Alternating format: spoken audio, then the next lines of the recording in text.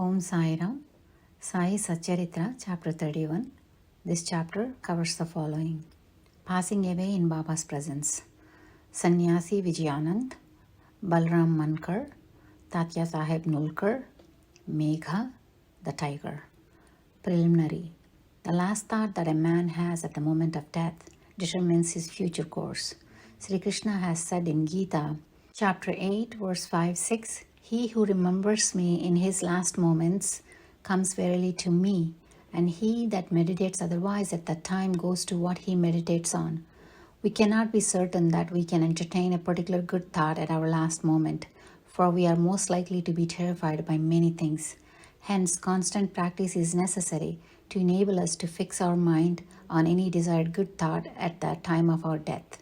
Saints therefore recommend that we always remember God and chant His name so that we are focused when the time for our departure comes.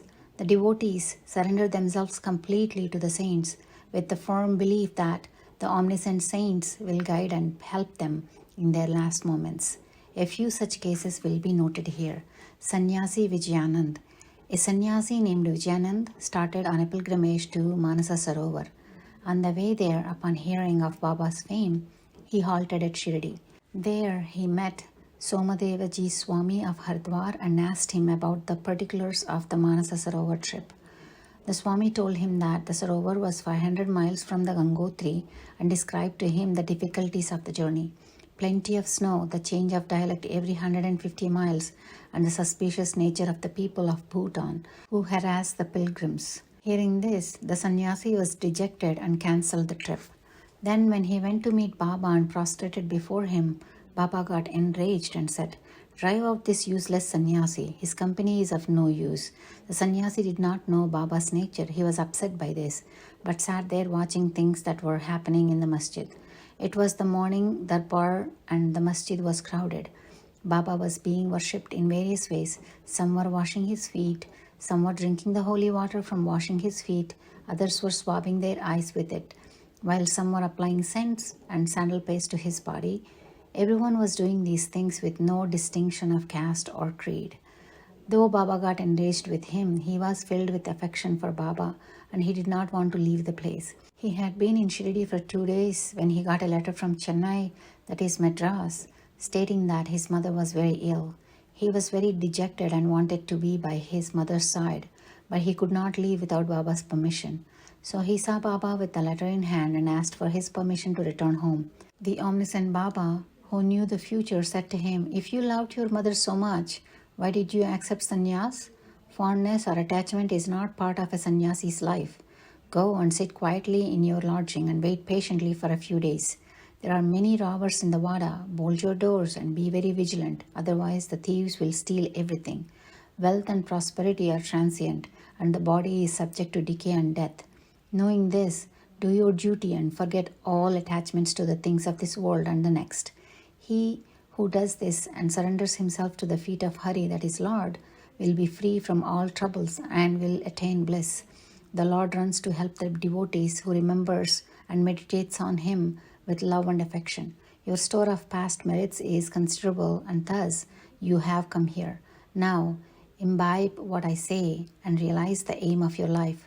With a desireless mind, begin from tomorrow the study of Bhagavat. Do 3 saptahas, that is 1 reading every week, conscientiously. The Lord will be pleased with you and will destroy your sorrows. Your illusions will vanish and you will get peace. Seeing that his end was approaching, Baba prescribed that remedy and made him read the Rama Vijaya, which is believed to please the god of death. The next morning, after bathing and other purifying rites, he started reading the Bhagavat in a secluded part of the Lendi garden. He completed 2 readings and thereafter felt very exhausted. He returned to the Vada and stayed in his lodging for 2 days, and on the 3rd day he breathed his last on Fakir Bade Baba's lap. Baba asked people to preserve the body for a day for a very good reason. The police came later and on making proper enquiries gave permission for the disposal of the body. It was cremated in the proper place with due rites. In this way, Baba helped the sannyasi and ensured that he attained salvation. Balram Mankar. There was a devotee named Balram Mankar When his wife passed away, he was rather dejected. So, after entrusting his household to his son, he left his home and came to Shirdi and lived with Baba. Baba was pleased with his devotion and wanted to give good tone to his life. He gave him 12 rupees and asked him to go and live in Machindragad. Mankar was first unwilling to go and stay away from Baba, but Baba convinced him that he was suggesting the best course of action and asked him to practice meditation thrice a day. With full faith in Baba's words, Mankar came to Machindragad. He was very pleased with the lovely sights, pure water, healthy air, and the surroundings of the place, and began to assiduously meditate as recommended by Baba. After a few days, he had a revelation. Usually, devotees get revelations in their trance states, but in Mankar's case, he got it when he came back to his ordinary consciousness. Baba appeared to him in person. Mankar asked Baba why he had been sent here. Baba replied, "In Shirdi, many thoughts and ideas began to arise in your mind, and I sent you here to rest your unsteady mind. You thought that I was in Shirdi with a body only composed of the 5 elements and 3.5 cubits in length. Now see and determine for yourself whether the person you see here is the same as the person you saw at Shirdi. It is for this reason that I sent you here." Then, after living there for a while, Mankar left Machindragad and proceeded to his native place, Bandra. He wanted to travel by rail from Pune to Dadar, but when he went to the booking office to get a ticket, he found it very crowded. He was not able to get a ticket when suddenly a villager wearing a piece of cloth around his waist and a thin blanket on his shoulders turned up and said, "Where are you going?" "To Dadar," replied Mankar. Then he said, "Please take this ticket of mine.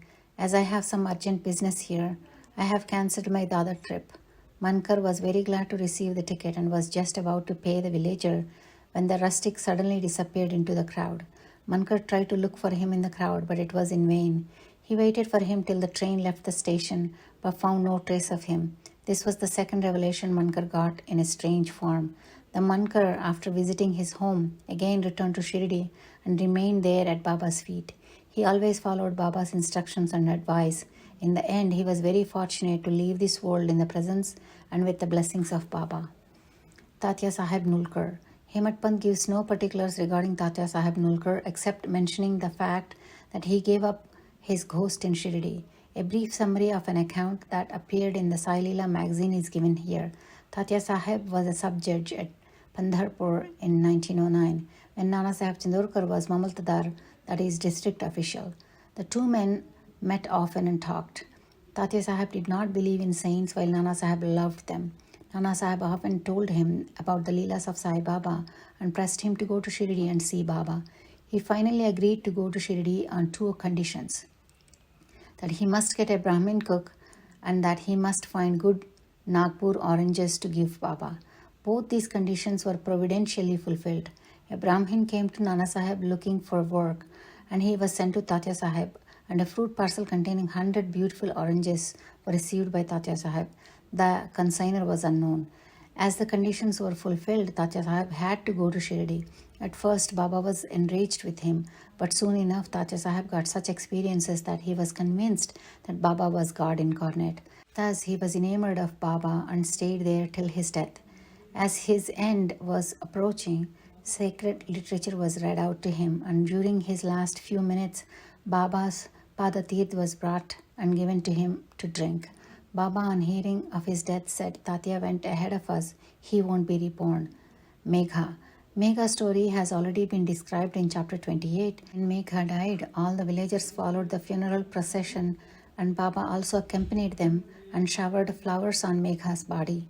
After the obsequies were performed, tears flowed from Baba's eyes, and like an ordinary mortal, Baba showed himself overcome with grief and sorrow. Then, covering the body with flowers and crying like a close relative, Baba returned to the masjid. Many saints have been helping humans attain salvation, but Baba's greatness is unique. Even a cruel animal like a tiger came to Baba's feet to be saved. It is this story which will be narrated now. The tiger. 7 days before Baba passed away, a wonderful incident occurred at Shirdi. There came a country cart that stopped in front of the masjid. A tiger was on the cart, fastened with iron chains, with its fierce face facing the rear. It was suffering from some pain or agony. Its keepers, 3 dervishis, were taking it from place to place and making money by exhibiting it. It was the means of their subsistence. They tried all sorts of remedies to cure it, but everything was in vain. Then they heard of Baba's fame and came to him with the animal. They led it off the cart with the chains in their hands and made it stand at the door. It was naturally fierce, disease-ridden and restless. People began to look at it with fear and amazement. The dervishes went in, told Baba everything about the animal, and with his consent brought it before him. As it approached the steps, it was taken aback on account of the luster of Baba and bowed its head.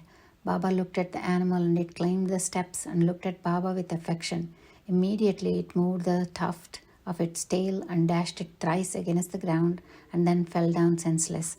On seeing it dead, the dervishes were at first very dejected and full of sorrow, but on contemplating it later, they came to their senses. They reasoned that as the animal was deceased and nearing its end, it was very meritorious on its part that it should meet its end at Baba's feet. It was their debtor, and when the debt was paid off, it was free and met its end at Sai's feet. When any creature bows its head at a saint's feet and meets its death, it is saved. And unless it has a good store of merits in its account, how could it get such a happy end? Bow to Sri Sai, peace be to all. This brings us to the end of Sai Satcharitra, chapter 31.